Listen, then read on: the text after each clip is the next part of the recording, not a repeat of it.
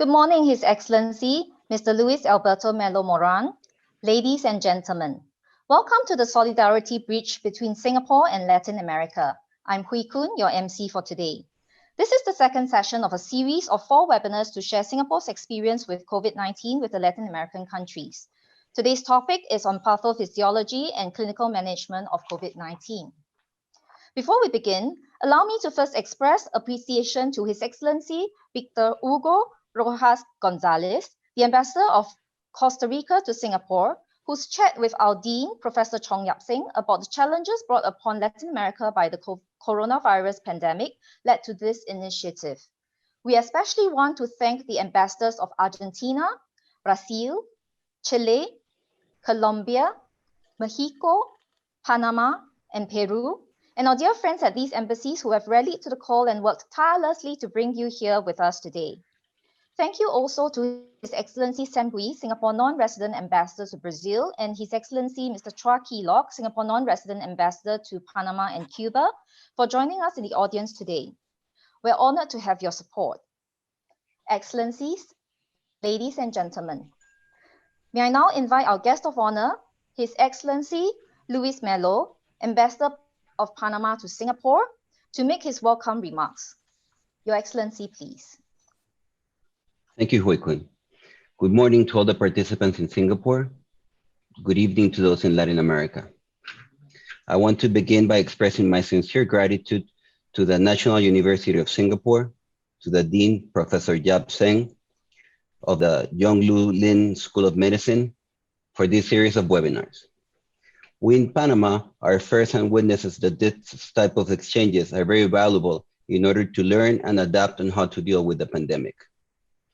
At the beginning of March, when the first cases arrived in Panama, we turned to the Singapore government seeking their acquired experience and knowledge on COVID-19.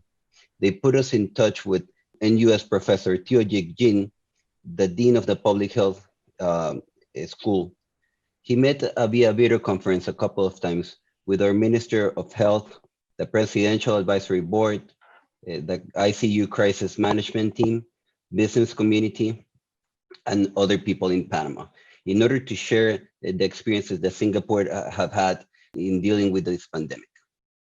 Panama still has a long way to go in order to get out of this pandemic, but it certainly makes it easier in having the National University of Singapore behind us. On behalf of the Panamanian people, our president, myself, I want to express my deepest gratitude to the National University of Singapore, the Singapore government, and the health expert for all the help you have given us. We look forward to putting this pandemic behind us and continue these types of collaboration with NUS in areas of development beneficial to Panama, Latin America region, and Singapore. Back to you, Hui. Thank you, Ambassador Melo, for helping us to open today's webinar. My name is Swain Chen. This is a second of a series of 4 biweekly sessions that will cover different dimensions of Singapore's experience with COVID-19. Today, we'll be talking about management of COVID-19 patients, a new experience for all of us in the healthcare profession this year. We're very happy to have Dr. Jyoti Samani, a senior consultant in infectious diseases at the National University Hospital. As you will hear, she was a key leader in the response to COVID-19 and has been taking care of many of the patients throughout Singapore's experience. Dr. Samani, I'll hand it over to you, and we're very excited to learn from your experience. Hey, thank you for having me. I don't have a lot of time, but I am going to talk about clinical presentations and management of COVID-19. I'll just start quickly with how the virus enters, and then the risk factors for mortality, and a little bit about cancer and COVID. And then through cases, I'll go through the various manifestations and then the treatments and what the evidence is. So as everyone knows, we've had coronaviruses around for many, many, many years, and usually they're very benign and just cause the common cold. However, then SARS came along, and after that MERS, which are more monster-like. And when COVID first came around and we started to see and hear reports from China, it seemed like it was almost a hybrid virus that could be like the common cold, but also had elements of SARS and MERS that could emerge. And that's the way I think about it. So as you probably know, coronaviruses have a spike protein on their membrane, and they attach to ACE2 receptors. So this is how COVID-19 actually gets into the cells. But you don't need to worry if you're on an ACE inhibitor or your patient is on an ACE inhibitor or ACE receptor blocker. There's no need to stop that, even if a patient does get COVID. So one of the striking things about COVID-19 is the spectrum of disease. The majority of patients have either asymptomatic or very mild disease, and only about 15% will develop moderate to severe disease and about 5% critical. And the original case fatality rate was about 1 to 2%. It really is very variable based on the country, the conditions. If the resources are maxed out, then the mortality can be higher. And also, what is your background testing rate? So you may see that number vary. Now, the biggest risk factor for mortality has been age. And China showed us this way back when they published on 70,000 patients. And this has been continued to be true throughout the world. So over 80 years of age has about a 15% mortality. And the increase really starts at about 70. But as we all know, there's other risk factors, the comorbidities. And one of them that affects younger people and this has been found in the US data recently, is the obesity. So just a slide on cancer and COVID. There was a lot of worry about cancer patients when COVID came around. So far, there have been conflicting conclusions from 3 systemic meta-analyses on whether the cancer really increases the mortality of these patients. One thing that has been clear is the COVID-19 pandemic has impacted cancer patients from getting timely care. So the reverse has definitely been true, unfortunately. This large prospective study just came out in the Lancet in August, and they did what they wanted to look at prospectively is cancer patients who were admitted with COVID who had recently, within the last 4 weeks, gotten chemotherapy.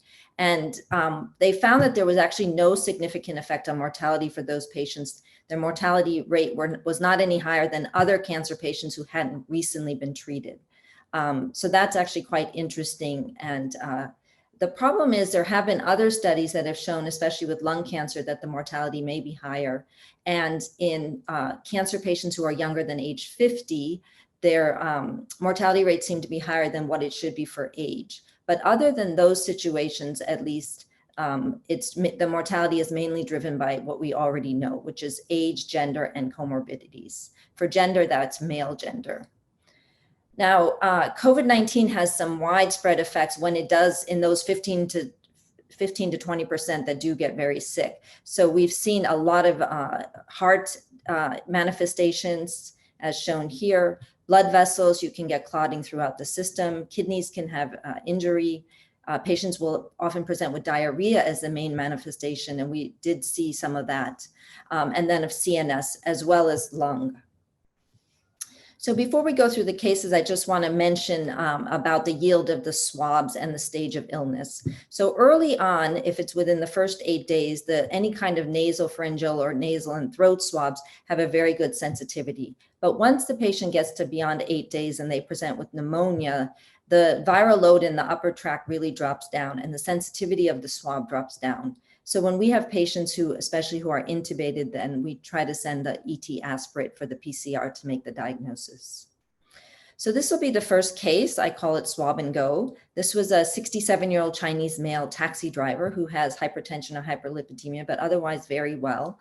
He initially presented to the emergency room on April 1st, complaining of just normal cold symptoms.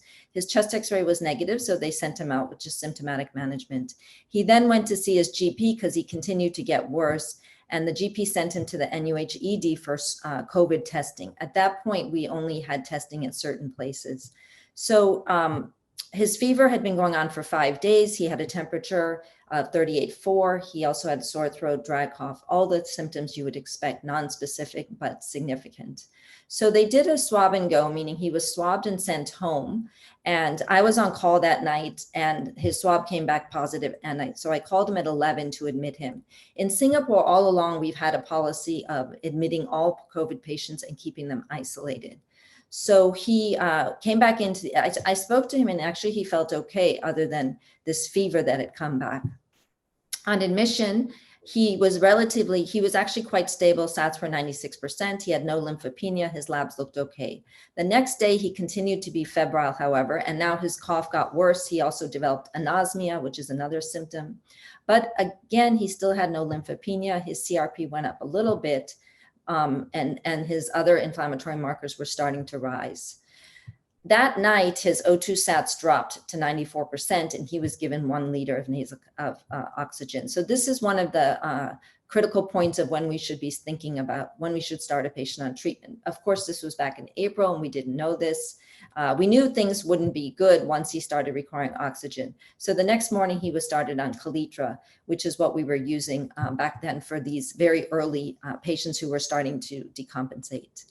This over here is our from our NUH clinical guideline, which we had put together fairly early. And this was really to help us with who was high risk and who was low risk. Our low risk patients, we were then sending off to isolation in community areas and not keeping them in the hospital. The high risk patients would be those who are over 50, and since then we found certainly over 60, and any worrisome clinical features as well as worrisome labs. These are the CRP over 60, elevated LDH, lymphopenia, and neutrophilia have been associated with progression of disease. More recently, this paper was published, and in addition to some of the known risk factors for progression, one that was found here was elevated creatinine, and that's been found again in other studies. So if a patient has acute kidney injury or elevated creatinine, that's also a risk factor that they will potentially get sicker. So back to this case, should you start him on antibiotics? Because he's now continued to have fevers and he is requiring oxygen. So just a few slides on antimicrobial stewardship and COVID-19. In the beginning, in the early days, and even now, there's been a lot of antibiotic use in patients who come in with COVID, either suspected or proven COVID. And some of that might be historical. In the H1N1 outbreak, there were a lot of bacterial co-infections. But for COVID, these antibiotics are probably not warranted so early on. Many studies now have been published looking at the very low bacterial co-infections in non-ICU COVID patients. So really at 3 to 8% is generous. A lot of that is viral. And the bacteremia rate is very low as well. So these early antibiotics should actually be avoided. And what's been found is most of the co-infections, when they do occur later during hospitalization and are healthcare associated. So in order to protect our patients, and even the idea is to save them from exposure to antibiotics early, so when they do, if and when they reach the ICU, you can have antibiotics that work. We did come up with our NUH ASP algorithm for COVID patients. So this we presented in May and put in our guidelines. And it's basically very simple. If you don't have chest x-rays, infiltrates, you shouldn't get any antibiotics. If you do, you should still be checking other markers. And if the patient has severe disease, then consider antibiotics. So at this stage, this patient could qualify for getting antibiotics. But otherwise, we should really try to avoid it. So back to this case, this was the chest x-ray when he first came in, which was about day 6 of illness. He then progressed, and here's his chest x-ray, and you can see some increasing bilateral infiltrates. He did get started on the oxygen, and then the night of the 8th, he was started on remdesivir. And you can see here by the next morning, he was already intubated and his chest x-ray looks worse. So before I show you the treatment guidelines, I just want to go through the definitions because the guidelines are very much based on these definitions. So patients who have mild illness would just have ERDI type upper respiratory symptoms, but a normal chest x-ray or no signs of pneumonia. Moderate illness is when you do have pneumonia, either by a clinical exam or chest x-ray, but you don't require any oxygen. So that's moderate illness. Severe illness is overall, the big picture is that they have infiltrates and require oxygen. Sometimes it's broken up into whether they need low flow oxygen versus high flow oxygen and ventilation. So, but that's severe illness. And critical is when you need to be, when you're in the ICU with respiratory failure, septic shock, and multi-organ dysfunction. So the NIH has a nice website with treatment guidelines that are updated. And I'll just show you the key ones. So if you're not hospitalized or you're hospitalized, but you do not require oxygen, the panel recommends against the use of dexamethasone. If you're hospitalized and you require oxygen, it's an A1 recommendation to be started on remdesivir. So this is just needing supplemental oxygen, low flow oxygen. However, they also may give a B3 recommendation to give remdesivir plus dexamethasone. But this is, again, patients who do not require high flow oxygen or mechanical ventilation. If you have severe illness, which we had defined already as requiring oxygen through a high flow device or non-invasive ventilation, then an A3 recommendation is to use both, but the A1 recommendation, which is what's most recommended, is just dexamethasone. So by the time the patient is really trending to requiring a lot of oxygen, going toward intubation, just use dexamethasone. And if they're at the point of critical illness, again, just use dexamethasone. And I'll show you the remdesivir data in a minute. So the dose for dexamethasone is 6 milligrams orally for 10 days or until discharge, whichever is shorter. There are equivalent doses you can use, but the data supporting this isn't as good as the dexamethasone data. So the key thing to remember is that glucocorticoids are the only treatment associated with reduced mortality in COVID-19, and that's based on the meta-analysis, but also on this recovery trial. You might want to know before you give your patient such high doses of Dexa who it really benefits. So this is the age-adjusted analysis for patients on invasive ventilation or ECMO. And in that group, you had the biggest reduction. So if you adjust for age, there was a 12% absolute mortality reduction.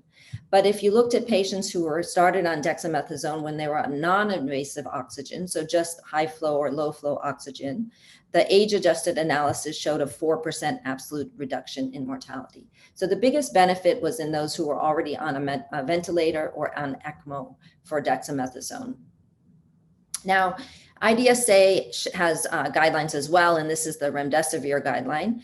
It appears to demonstrate the most benefit in those who are on supplemental oxygen, particularly low flow, rather than in patients on mechanical ventilation or ECMO. So it works out well. You can use remdesivir in your mild, severe patients requiring oxygen, but by the time they get to the ICU and need a ventilator, that's when you need to bring in the dexamethasone.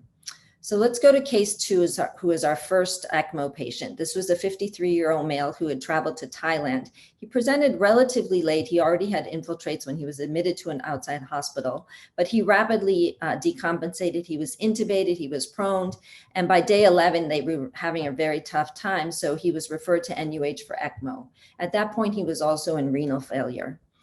So he was referred to NUH because we have Graham McLaren, he's an ECMO specialist. And this paper was just published on how have patients who have needed ECMO done. And out of 1,035 patients, 37%, this was 90 days survival, 37% died. 30% were discharged home or to acute rehab, and that was our patient, I'm happy to say, and 17% were discharged to another hospital. So overall, there is a role for ECMO for the very, very ill patients. Now, this patient brings up the issue of cytokine storm, and this was recognized early on. So you see all these refractory hypotension. One of the things to point out is the cardiac depression. This patient, his cardiac output dropped significantly during this cytokine storm. And what was thought early on is that possibly it's all being driven by IL-6, and that's where the question of immune modulators came in. Can we give tocilizumab and for benefit? Unfortunately, the data has not been good for toci, so that has not panned out. However, the new one that's being studied still in the recovery trial is the baricitinib, which is a JAK inhibitor. This is ongoing. It looks like there might be some benefit, but we'll have to wait for the studies. So just a word about endemic infections and what you should worry about if you are going to give steroids or immune modulators. So you have to look at hepatitis B and C co-infection and of course HIV co-infection. And if you are going to use these, you may need to think about prophylaxis for hepatitis B. For strongyloides endemic areas, such as some of your own, the recommendation is to give ivermectin empirically if you're going to give patients steroids or immune modulators.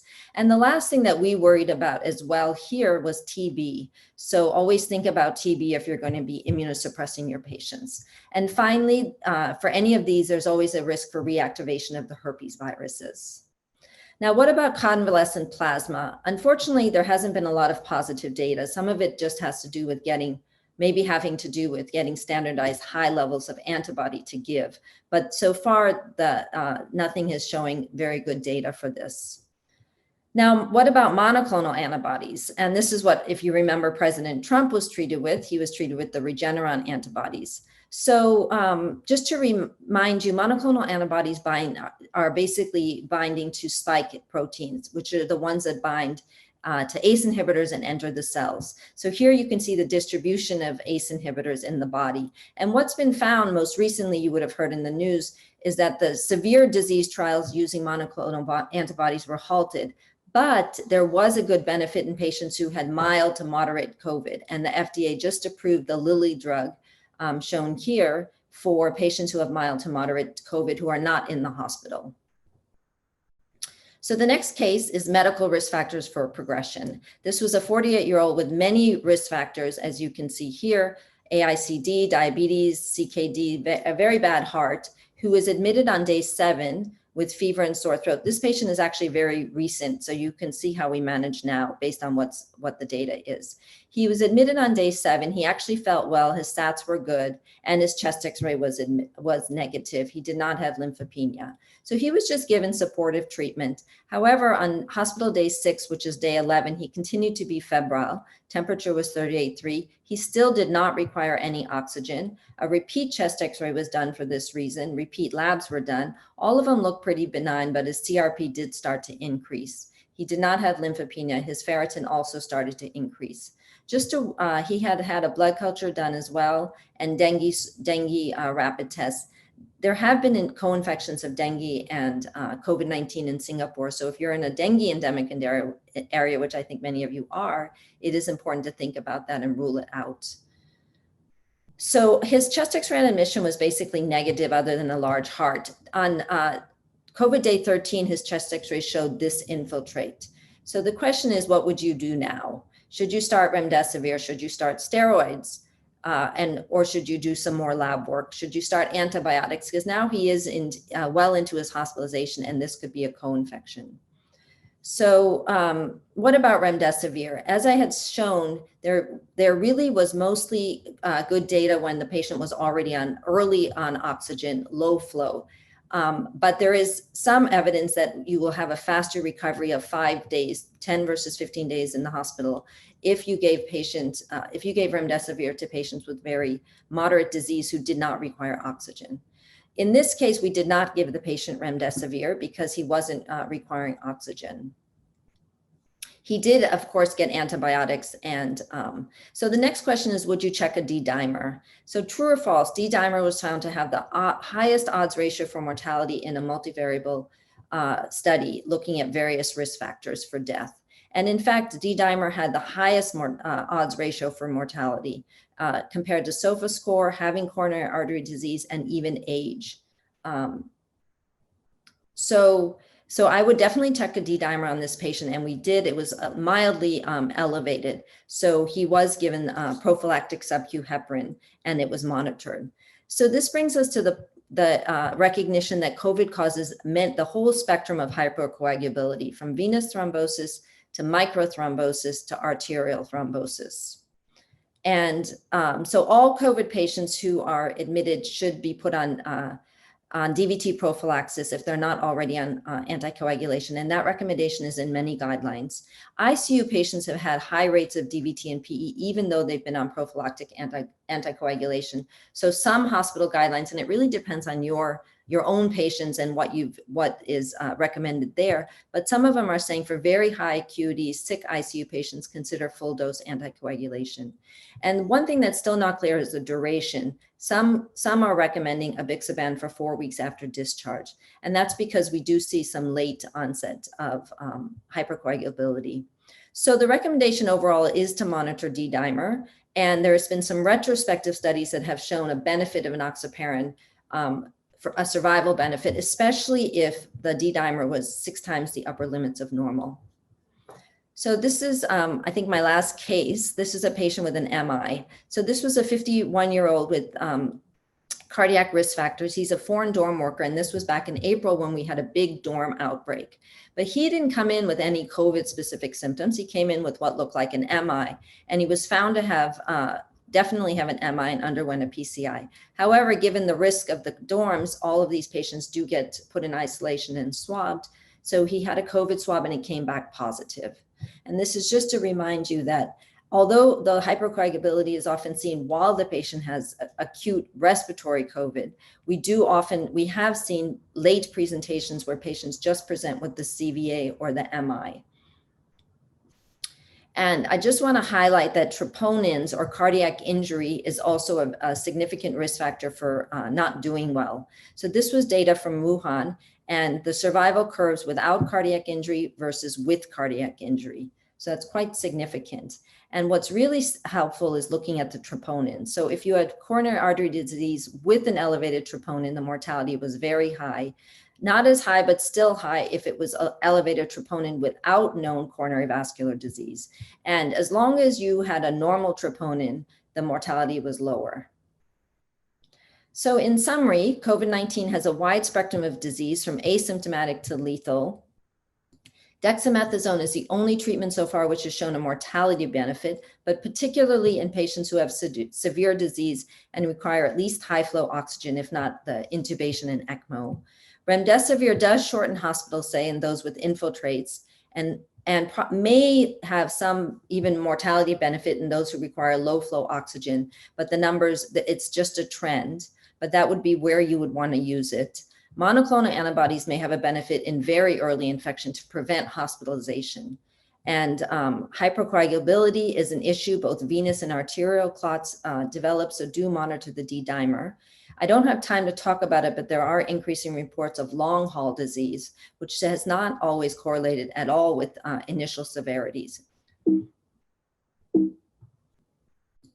Finally, in terms of pathophysiology, I think I've shown you a lot of it, but, and we talked about lungs and cardiovascular system. Really the hallmark, especially in autopsy studies, has been clot. So microvascular clots have been found, venous and arterial. And all of this is likely driven by endothelial inflammation.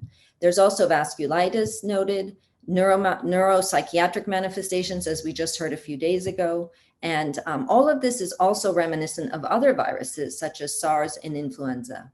So there is a wide spectrum of illness with COVID-19, as there are with many other infections. And so the type of your immune response, which probably is related to genetics, as well as other factors, likely has a defining role. So I'll leave you with my last thought, which is this is the first pandemic in a century, yet it may take another century to understand COVID-19. There's so much we're learning every day, but there's also a lot to understand about the politics around it. And that may take another century. So thank you for your time. And I look forward to any questions. Thank you very much, Dr. Samani, for an outstanding overview of these major treatment considerations for different types of COVID-19 patients. I really appreciate this perspective that doctors are still learning and updating as new evidence comes to light. And this has been a big challenge throughout this entire year for all of us. I think we also got a good sense for how dynamic the treatment patterns and the treatments have been over the past year. And I'd like to highlight that this is something that we'll talk again about in one of the later sessions that we have in this webinar series. So as mentioned, we will have time for a question and answer session later. And I'd like to remind everyone that you can submit questions at any time through the Q&A function on Zoom. Before we get to that though, I'd like to hand it over for a few minutes to my co-chair for this session, Dr. Ana Belén Araúz, for her reactions and perspective as a doctor in Panama. Dr. Araúz, please. I am an infectious disease specialist from a third level hospital in Panama. And actually, it has been very challenging dealing with the whole COVID pandemic. And the remarks the doctor just made are very important, and it's a very good summary of all what we have been going through. You know, it has been challenging from the beginning since we start using therapies that we didn't have really robust evidence to use it, like hydroxychloroquine, tocilizumab, even lopinavir, ritonavir. Right now, we know that these therapies for patients in the hospital doesn't work, but we're still challenging here with the hydroxychloroquine, especially for as the use of prophylaxis or in very early stages of the disease. So we are dealing, we know the evidence right now is not really going in that way, but is something we are still dealing with here in Panama. Related to corticosteroids, we use it from the very early in the pandemic. We are happy that at the end we got the evidence through the recovery trial to actually prove that what we were doing to our patients actually works. Related to the convalescent plasma use, you know, that is still, like, we still don't have, we have evidence in favor, and there is not some other that it's not so on it, but we still have that option here, especially because I don't see in the near future the antibodies, the monoclonal antibodies that you mentioned. But at least we, since September, August, we have access to remdesivir, but we only use it in patients in the hospital that actually requires oxygen. But we are now waiting for an increase in patients. So we hope that we have enough stock of the drug to treat patients. Even we know the evidence is especially to shorten the stay in the hospital and the impact in mortality. We haven't been able to see it yet, but at least we have the drug available. The other challenge here is the use of antibiotics. We have been using a lot of antibiotics, especially in the ICU, and we are seeing an increase in bacteria related to carbapenemase producers like KPC or NDM. And the other problem we are dealing is that we have been reading the literature that speaks about the fungal infections that you may see in these patients, aspergillus and that kind of stuff. And it's very difficult to have laboratory to actually prove when a patient is not getting well under antibiotics and using all these the antiviral or steroids. We may think about a fungal infection, but it's really difficult to prove that we actually have aspergillus in a patient. So we're really grateful, and we thank the opportunity to participate in this seminar. The other thing we are dealing with also is the use maybe of some physicians. We're still dealing with the ivermectin, also related issues, but you just did a very good review of what are the drugs that have the good evidence behind it, but we are still dealing with a new disease. So we still need to do our best effort to get the best evidence to treat those patients. Thank you.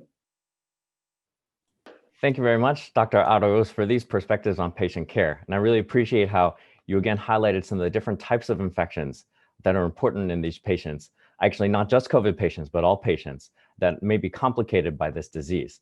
And especially in terms of the fungal infections, as well as antibiotic resistance, which are topics that are sort of close to my interest. So I'd like now to turn things over to my other co-chair, Dr. Juan Carlos Samame, for his reactions and perspectives as a doctor in Peru. Dr. Samame, please. Thank you, Swing. Thank you, Dr. Ana. Thank you, Yeori. Congratulations, because you have a fabulous and a great conversation and a great presentation.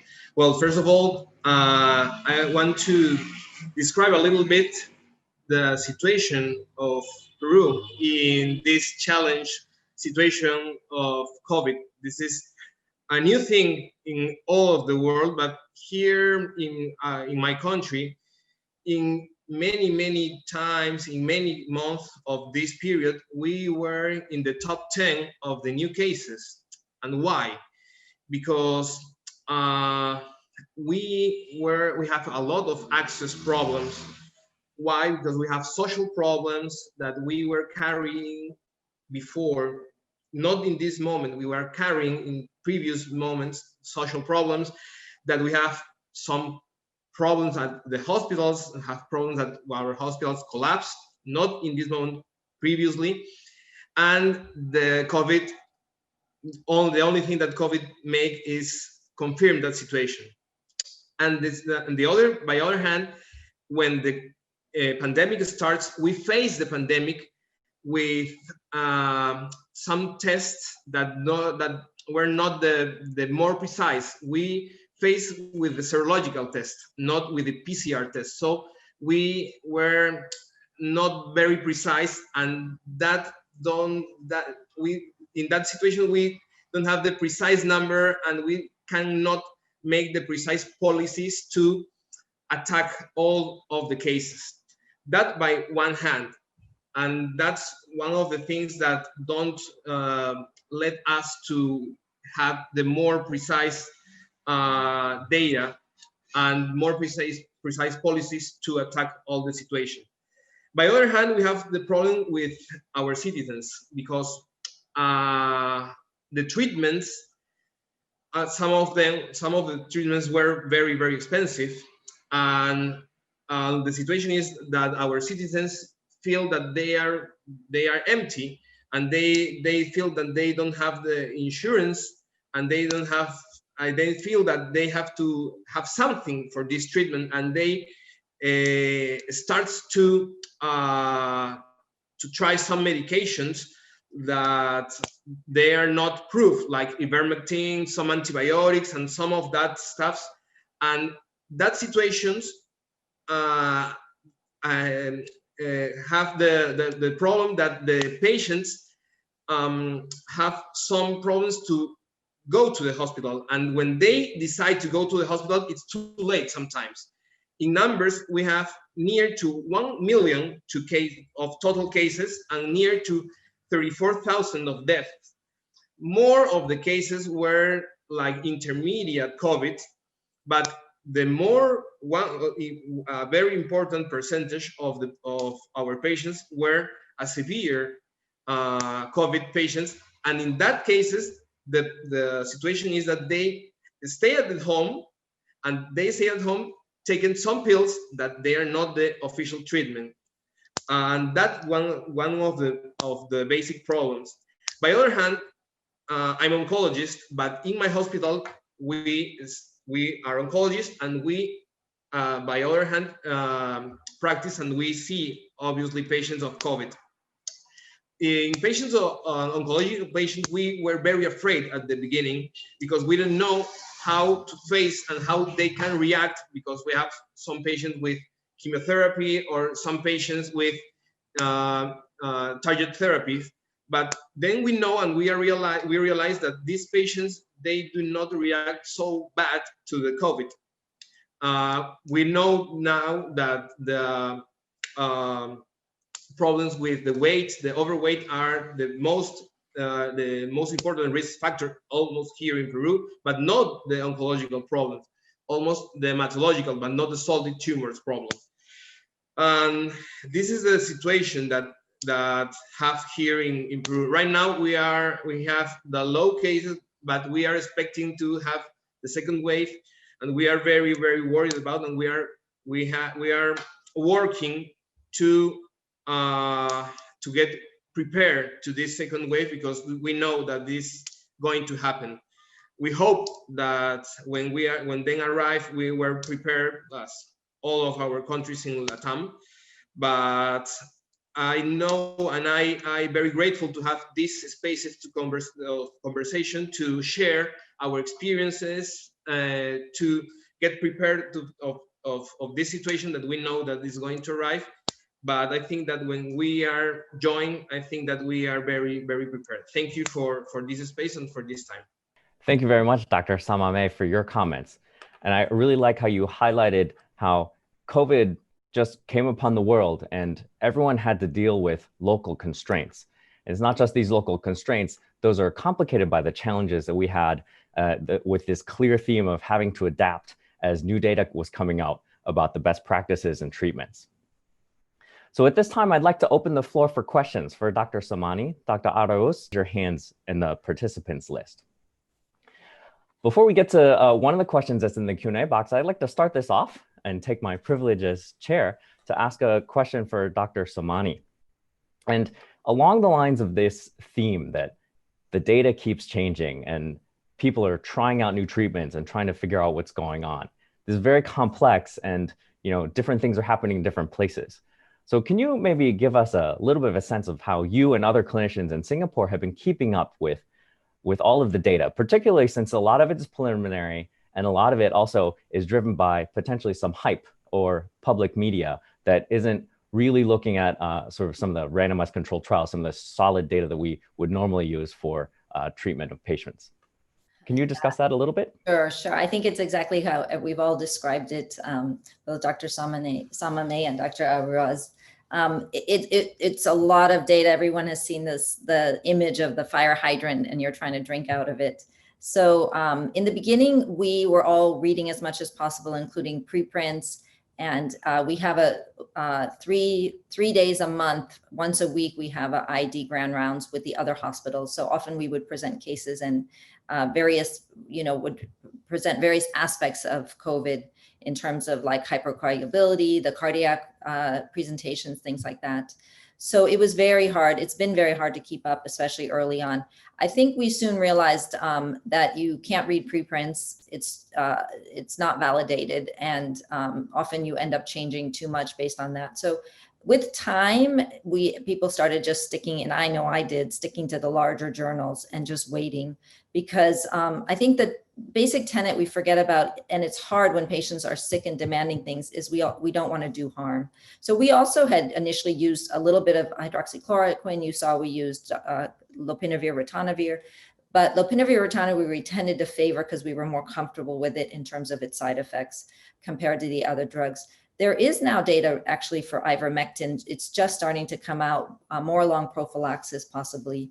But it's been, the other thing now is webinars. I never would watch anything on YouTube or even watch TV, but it became a very significant way to keep up because things aren't getting published, but you do want to know what experts around the world are doing as well. So it was a lot of mix of different things in terms of trying to keep up, but also really being careful not to follow the hype, but to make sure we're not harming our patients. And what we found in Singapore is mainly a lot of good supportive care. We've had our share of ICU patients, maybe not as many as other countries, but we have had our share, and it's been a lot of supportive care, a lot of hospital-acquired infections, as you've mentioned, candidemias, Pseudomonas bacteremias, the whole spectrum. So a lot of it is the long run supportive care, which is what we need to emphasize. And then now we're in a position where, to be honest, again, I stress the dexamethasone because that's really where the mortality benefit has been.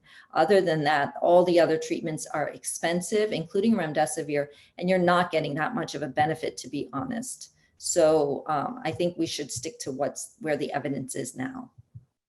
There's a question in Spanish here, so I will translate it and give my opinion, and then I think Dr. Samani and Dr. Juan Carlos can also do their remarks.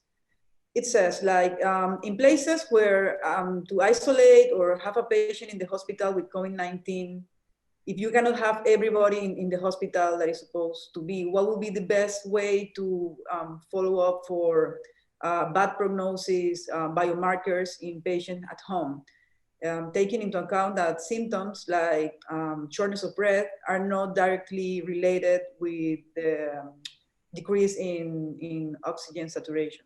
Thank you very much. I don't know how do you do in Singapore, but at least in Panama, we are giving patients at home the oximeter. So we are training them at home to follow how are their oxygen saturation, because we think this is a very important vital sign that can demonstrate early that the patient is complicated before they actually feel the shortness of breath, because of this happy hypoxemic, etc. So at least here we are happy that the Minister of Health are giving this to monitor our patients at home. I don't know if you do that too, or maybe doing labs, but at least here in Panama, this is one of the ways we approach these difficulties. Yeah, so in Singapore, like I said, especially early on, we kept all our patients in the hospital. And we would monitor them with at least once a day O2 sats, as well as, of course, all the normal things. We did keep, during the large dorm outbreak, we couldn't admit all those patients, and nor did they need to be. That was mostly very benign. So what the MOH did, and a lot of this was guided by the MOH, they said the highest risk patients, so those over 40, about 40 for the dorm workers, they would bring to the hospital. We would do the prognostic lab markers. As I showed you, if they came out to be okay and they were considered stable, then we sent them to isolation facilities where they would monitor their pulse ox, as you said. But no one actually goes home with COVID here, so we didn't have that to worry about. In the dorms, they also kept many of the younger low-risk patients, and they also asked them at least, I think it was twice a day, to self-monitor vitals, oxygen sats, and then send it through their phones. So it was sort of more of a remote monitoring. Unless they developed symptoms or felt sick, then there was a doctor on site for them to come and see. But I think pulse ox is actually a very good way to do it. And it is good to have patients walk around and make sure it's not dropping. And then even because, as we know, there is this happy hypoxia. We didn't see as much of that, I think, as has been described in the US, though. The other is the pulse. We saw a lot of tachycardia, and if it really continues to rise, that's another warning sign to come in. Over. Actually, here in Peru, first of all, we have the patients at the hospital. When the patient had no symptoms or the main symptoms or respiratory symptoms, we send home, but we link them with the primary care. And then we ask them to the family doctors to make the follow-up of that patient in this moment, because at the beginning we have to make some arrangements. We were very confused when we are in the first month. That's the first moment in the patients that we had, the inpatients that were at the hospital. But the patients that are at home, at the same at Panama, we ask them to have the oximeters. And we have some publications of Peru on local publications that we correlate the pulse oximeter and all of the hypoxemia levels we correlate them with the level of the grade of severity of this severe or not severe COVID. So we try to have that oximeters in home. Actually, I think that almost all of the patients have some oximeter at home. So I think that they know, and all the family doctors teach them how to monitor them, and they know that the level to go them to the primary care and then to send to the reference hospital. Thank you very much for those questions. I'd like to ask another one to Dr. Somani. So you mentioned something that seemed quite significant in your slides, and that was about the hypercoagulability, or the elevated D-dimer. And you had this one point where you said that there's a high DVT or pulmonary embolism rate even in patients that are being anticoagulated. Is there any data on that, or do you have any idea of what the pathophysiology is for that? Or could you speculate on that for us for a little bit? Sure, just to clarify, the data is that they weren't on full dose anticoagulation, but there were some studies, I think some of them were actually even in JAMA, that patients who were on DVT prophylaxis, so the prophylactic dose of enoxaparin, and I think the study was in Italy, and they did ultrasounds, they did lower extremity ultrasounds on all those patients, and then some of them had CTs for clinical reasons, and were still found to have 20 to 40% of them were still found to have clots, either in their leg veins or in their pulmonary arteries. So that's prophylactic enoxaparin, which is why sometimes now in ICU patients, the recommendation, and some people will push either intermediate doses or even full anticoagulation. But there are many studies. And then the biggest thing was when the autopsy studies, the early ones came out, and they found clots, so many clots in the lungs. That was also the first sort of bell that went off that said, oh, wow, there's a lot of clotting happening. Maybe that is why you're getting all this hypoxemia. And even the theory of the happy hypoxemic is related to that as well. So, so in terms of the data, there's a lot of research going on. The most recent, what's interesting is you can't predict who's hypercoagulable based on like your normal fibrinogen, PT, PTT, and those kinds of lab markers. Those have not been found to be any different. But there was a very recent paper in JAMA looking at more sophisticated monitoring at fibrinogen activity and something called maximum amplitude. I don't really understand it very well. Maybe Dr. Samame does as an oncologist, but that one was actually did show a difference between those patients who ended up having clots and those who didn't. So it probably has something to do with, you know, the fibrinolysis not working well due to the COVID, due to the virus and causing the hypercoagulability, but no one is quite sure. And like I said, the data on who to give full dose anticoagulation to is really not clear. The study, there are randomized studies going on, but we don't have any information. Some of it depends also on, so in Asia, the feeling has always been that the hypercoagulability in general endemic is lower compared to Asians, compared to Caucasians. And there was data from the UK showing that depending on the race, the risk of clot was higher. So you have to decide this in your own institution, in your own country, basically. Thank you, Dr. Samani. I think your answer really does, again, highlight this idea that we have to be adaptable, and it's really been a huge challenge this year to keep up with all of the changing data or all the new papers that are coming out in terms of clinical management of COVID-19 patients. So at this time, we're coming up on 9 o'clock pretty soon. So I'd like to thank our guest speaker today, Dr. Jyoti Samani, and also my co-chairs, Dr. Ana Belén Araúz and Dr. Juan Carlos Samame, for their insights and the discussion and questions that we had.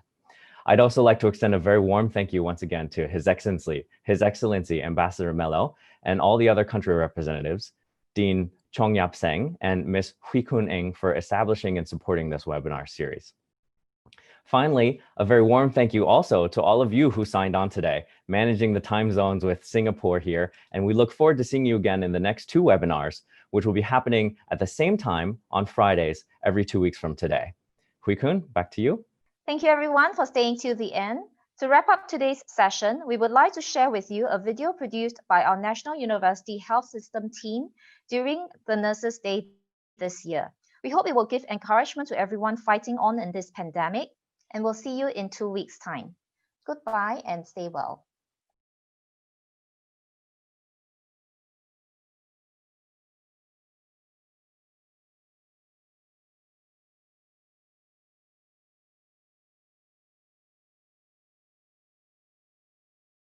Like a small boat on the ocean, sending big waves into motion. Like how a single word can make a heart open. I might only have one match, but I can make an explosion. All those things I didn't say, wrecking balls inside my brain. I will scream them loud tonight. Can you hear my voice this time? This is my fight song. Take back my life song. Prove I'm alright song. My power's turned on. Starting right now, I'll be strong. I'll play my fight song. And I don't really care if nobody else believes. 'Cause I've still got a lot of fight left in me. Losing friends and I'm chasing sleep. Everybody's worried about me. In too deep, then in too deep. And it's been 2 years, I miss my home, but there's a fire burning in my bones. Still believe, yeah, I still believe. And all those things I didn't say, wrecking balls inside my brain. I will scream them loud tonight. Can you hear my voice this time? This is my fight song. Take back my life song. Prove I'm alright song.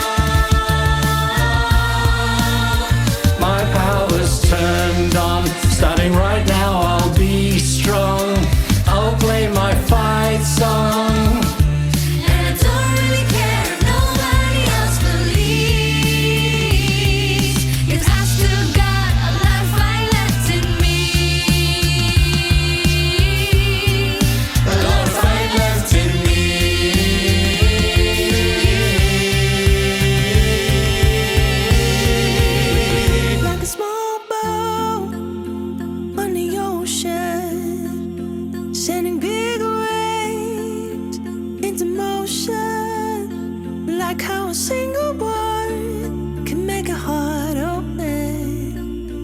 I may only have one match, but I can make an explosion. This is my fight song. Take back my life song. Prove I'm alright song.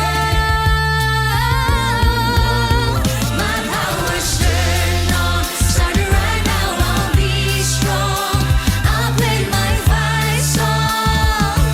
And I don't really care if nobody else believes.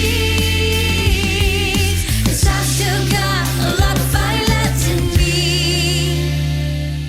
Now I still got a lot of fight left in me. This is my fight song. Take back my life song. Prove I'm alright song. My power's turned on. Starting right now, I'll be strong. I'll play my fight song.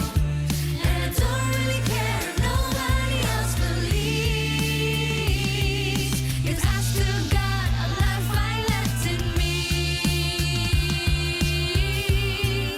A lot of fight left in me.